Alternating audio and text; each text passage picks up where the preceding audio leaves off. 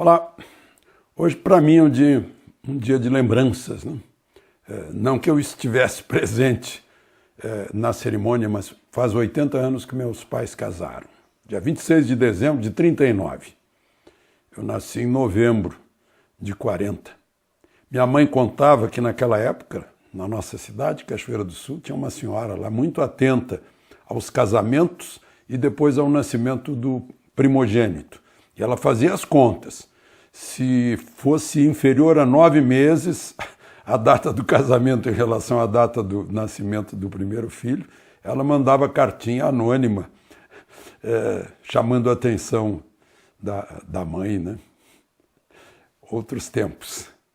Bom, vamos ao comentário de hoje, neste 26 de dezembro, quinta-feira. Foi um dia já bastante movimentado. Se você não estiver inscrito ainda, né, é recebida de braços abertos, né, principalmente as mulheres, que não são meio a meio aí no meu canal, né? Estão em número inferior aos dos homens. Vamos fazer um esforço aqui para tornar isso mais equânime. E não esqueça de dar o seu like ou o seu dislike. Vamos ao comentário de hoje.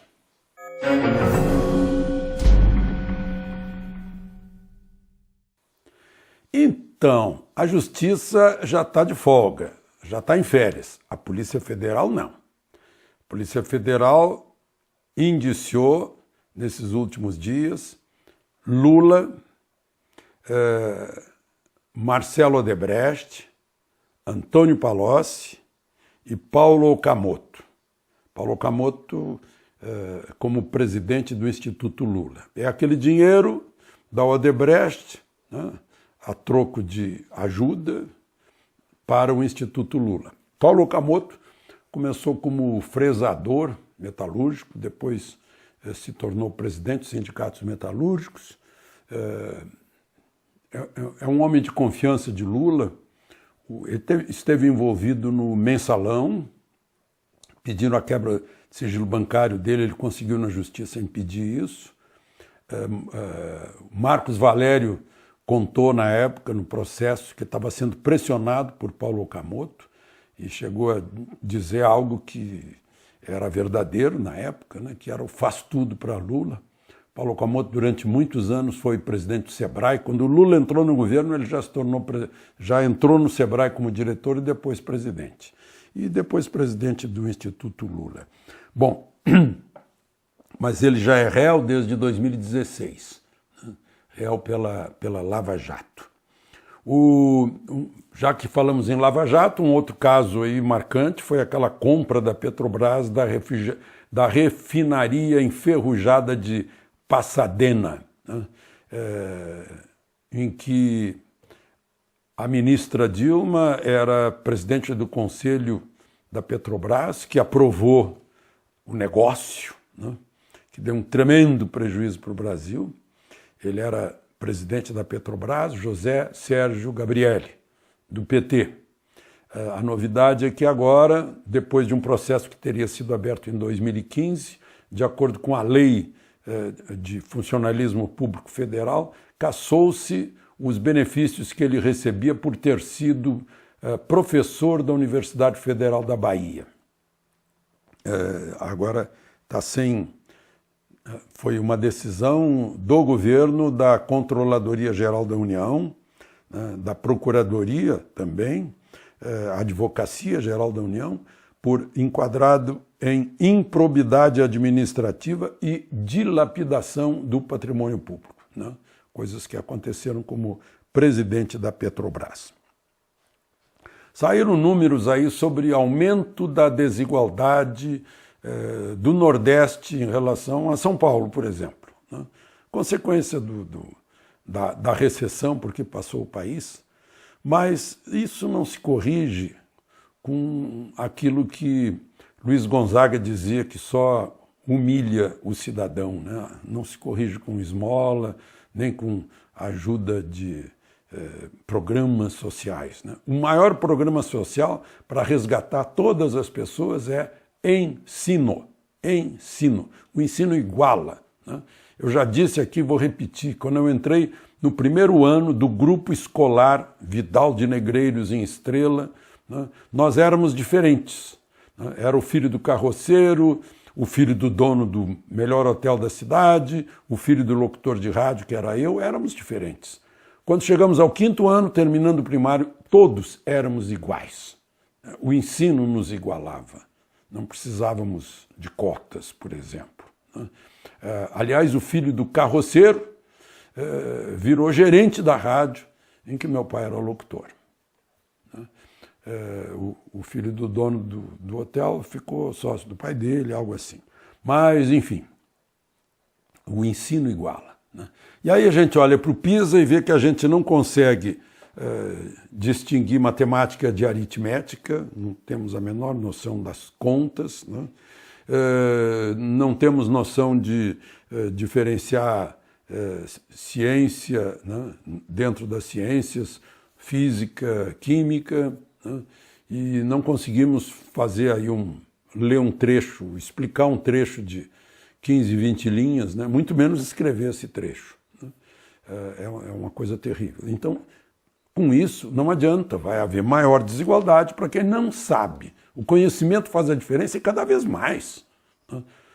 Vejam aí o tamanho do conhecimento de alguns países que foram embora para o primeiro mundo, né? Coreia do Sul, Singapura, o que surgiu lá no Vale do Silício, né? Essa nova era, né? Provavelmente a história mais tarde vai mostrar que uma era terminou antes do Vale do Silício e outra começou no Vale do Silício, né? Então, é o ensino. E, aliás, hoje eu fui ao velório e enterro de um homem que se distinguiu nisso, né? Do Mário Sérgio Pasquale, né? Viveu 92 anos, 93 anos, né? Ele dizia que ele não tinha 92, ele já estava cursando o 93º ano de vida, né? O caixão dele estava coberto pela bandeira do Projeto Rondon, que foi um grande programa de integração nacional. O lema sempre foi integrar para não entregar. Já havia, né, a preocupação com a Amazônia, né, que o mundo todo está de olho na Amazônia. O Projeto Rondon levava os jovens universitários das universidades urbanas lá para dentro, né, Nordeste, regiões mais remotas dos estados e região amazônica, integrando, fazendo com que as pessoas conhecessem realmente. Imagina convidar aquela moça, aquela menina sueca, para entrar num projeto Rondon e conhecer a verdadeira Amazônia, né? E não aquela que é posto na cabecinha dela. Mas, enfim, esse homem recebeu honras do Exército Brasileiro lá no enterro, né? O caixão dele também recebeu a bandeira nacional, as honras dos parentes, mas eu não vi ninguém interessado em fazer a cobertura jornalística de um herói brasileiro, né? Que foi durante muitos anos o número 2 do Ministério da Educação e Cultura, né? Teve envolvido nisso que é a coisa mais importante que um país tem para poder ter futuro, que é o ensino, né? Mas não interessou prestar uma última homenagem, né? Bom, vamos em frente. O índice de confiança do serviço continua subindo, segundo a Fundação Getúlio Vargas, está em 96,1 pontos.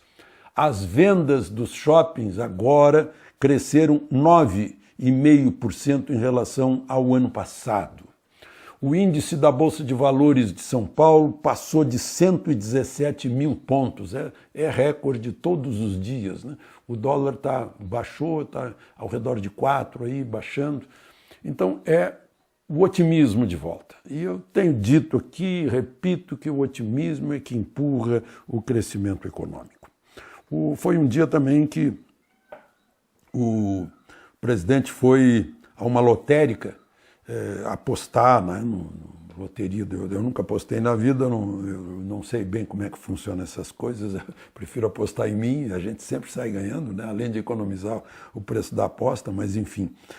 Ele está com esse hábito, né? Ele saiu para comprar uma moto, foi lá na loja, depois foi à chamada Feira do Paraguai, encheu de gente em torno dele, né? As pessoas se preocupam com a segurança, agora na lotérica foi a mesma coisa, e no bairro do Cruzeiro Velho, que é um bairro tradicional de Brasília que abriga, em geral, os cariocas que vieram nos primeiros tempos de Brasília transferidos para cá. Mas, enfim, outra preocupação que eu acho que o presidente pode ter é que ele nomeou 22 ministros em critério técnico, não há como a gente imaginar partidarização do ministro Tarcísio na infraestrutura, da ministra Damares, do ministro Paulo Guedes, né? Não há como imaginar isso, né? Mas há gente que tem preferências partidárias e vamos ver como vão se comportar no ano eleitoral, né? Porque uma das características desse novo governo é a distância dos partidos políticos nos ministérios. O partido não manda mais em ministério, quem manda no ministério é o chefe do Poder Executivo, que é o presidente da República, né? Que manda no ministro, né? O ministro é um auxiliar, aliás, demissível assim, quando der na cabeça do presidente, né? Então, agora é observar, né, que os ministros e ministérios se mantenham também distantes da disputa partidária, que vai se concentrar na disputa das prefeituras do Brasil, né, e na disputa também dos legislativos municipais. Por último, só um conselho, entrei, achei uma maravilha, www.brasil.gov.br, né, o Brasil.gov.br. Tudo está lá. Qualquer coisa que a gente queira. Agora eu encontrei, por exemplo, não estava nem procurando, a carteira de habilitação digital, para ficar no meu celular. Mas está tudo concentrado lá, benefício do INSS. E, aliás, o INSS presta 96 serviços, 90 já estão ali, né? Que é até para deixar que 1/3 do INSS saia aposentado e não vai ser preciso botar mais gente, né, nesse estado inchado. Certificado de vacina para viagem internacional, o passaporte, né, alguma declaração necessária, título eleitoral, né,